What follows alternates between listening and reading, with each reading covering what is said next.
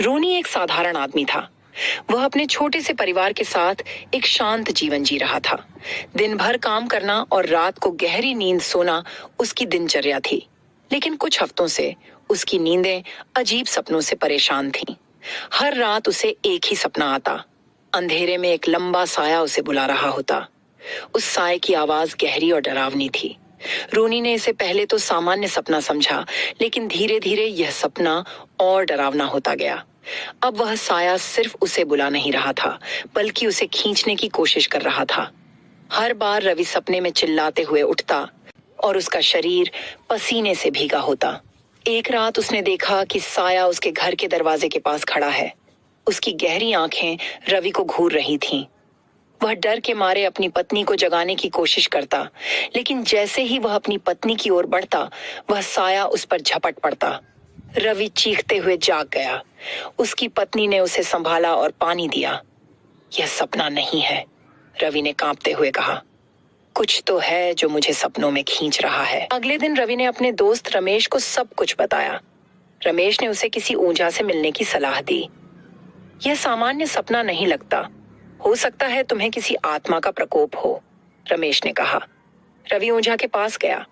ओझा ने उसकी बातें सुनी और कहा, तुम्हारे सपनों में जो साया आता है वह कोई आम आत्मा नहीं है। वह एक शैतान है जो लोगों की आत्मा को अपने सपनों में खींचकर निगल जाता है। तुम्हें तुरंत कुछ करना होगा, नहीं तो तुम्हारी आत्मा कभी वापस नहीं आ पाएगी। ओझा ने रोनी को एक ताबीज दिया और कहा, इसे हमेशा अपने पास रखना, यह तुम्हारी आत्मा की रक्षा करेगा। लेकिन याद रखना, तुम उस साए से बात करने की कोशिश मत करना, वरना वह तुम्हारी आत्मा पर पूरी तरह कब्जा कर लेगा। रोनी ने ताबीज तो पहन लिया, लेकिन सपने आना बंद नहीं हुए। अब वह साया और भी ताकतवर हो गया था।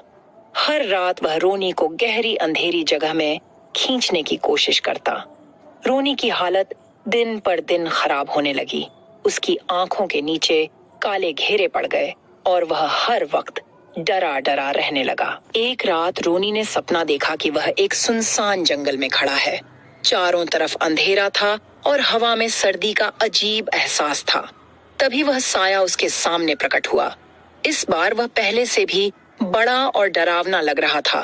तुम मुझसे क्यों भाग रहे हो रोनी? साये ने गहरी आवाज में कहा। रोनी ने कांपते हुए पूछा, तुम कौन हो? मुझसे क्या चाहते हो? साया हंसा और बोला, मैं तुम्हारे डर का रूप हूँ। मैं तुम्हारे सपनों का शैतान हूँ।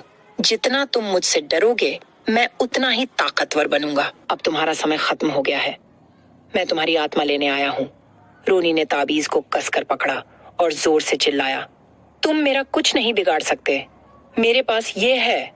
लेकिन साया हंसा और बोला, यह ताबीज केवल तुम्हारे विश्वास पर काम करता है। अगर तुम्हें खुद पर भरोसा नहीं तो यह भी बेकार है। अचानक साये ने रोनी को अपनी ओर खींच लिया। रोनी ने महसूस किया कि वह हवा में उठ रहा है और उसकी आत्मा उसके शरीर से अलग हो रही है। उसने अपनी पूरी ताकत जुटाई और ताबीज को साये की तरफ फेंक दिया। ताबीज साये से टकराया और एक तेज रोशनी फैली। साया चीखने लगा और उसकी परछाई पिघलने लगी। रोनी ने देखा कि रोशनी के साथ साथ वह अंधेरा भी गायब हो रहा है। रोनी की आंखें खुलीं। वह अपने बिस्तर पर था। उसकी पत्नी और रमेश उसके पास बैठे थे। तुम ठीक हो? पत्नी ने पूछा।